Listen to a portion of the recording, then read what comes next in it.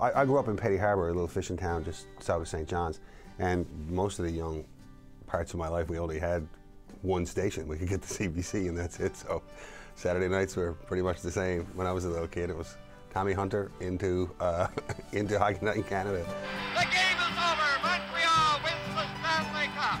I was born in '69, so in the mid-'70s, when I was just getting old enough to really know what hockey was and that kind of stuff. It's during the great Habs dynasty of that era, right? And I just fell in love with, you know, Montreal Canadiens, and I fell in love with this Narnia of a place called Montreal, you know, where people smoked and spoke a different language, and you know, these great hockey players who all spoke French, and you know, it was just the most Canadian, coolest thing I ever saw in my life, and I fell madly in love. He fired it! What a save by Dryden.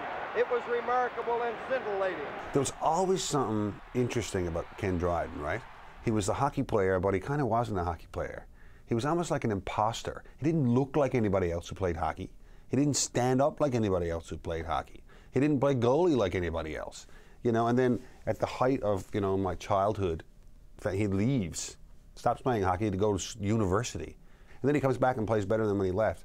He was one of the people I always thought that played hockey and thought about it, like in a way that nobody else thought about it. I've always been attracted to, you know, people who sort of live on the periphery of the norm, you know. And I always felt like Ken Dryden was like that. This is hockey, baby. This is the playoffs. And this is Montreal. Bob Cole has a way of making any game sound kind of magical. Yager comes in, makes a good move to turn back. Good move! Mario Lemieux gets a goal! Listen to this crowd! Oh, baby! Is this a movie or what? It just sounds right, you know, it just makes you listen just a little bit more. Rafalski, glove by Price. Dandy glove save by Carey Price. The voice that guided you through it every night was one of your own.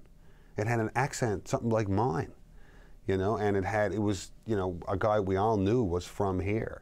And maybe totally without knowing it, Bob Cole is one of the sort of stepping stones that built the bridge for, I think, young Newfoundlanders to believe that they could do something. And when I watch hockey, if I'm in a hockey rink, like watching a live game, and I don't hear anybody else doing the play-by-play, Bob Cole's in my head. That's who I hear saying scores. Couldn't get a shot, now he does, he scores! Whoa, what a goal!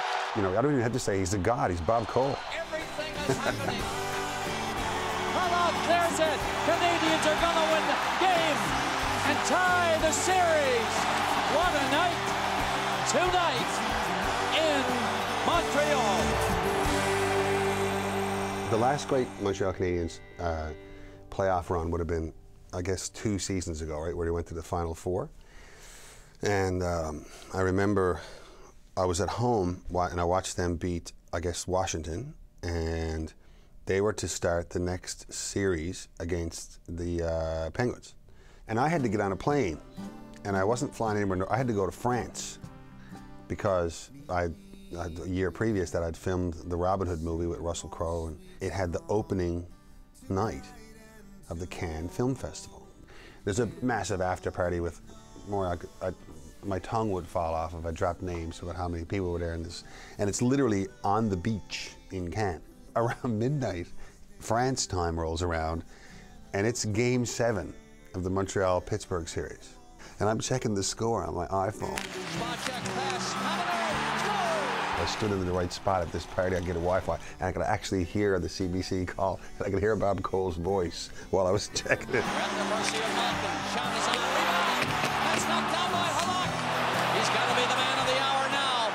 By the time it was all over, I remember Scotty and Kevin, the other Merry Men guys, and Russell and a bunch of us were all out watching my iPhone tick down. Montreal had made it to the Final Four that year, and it was like a massive sort of Canadian celebration in the midst of this already amazing night in the southern part of France.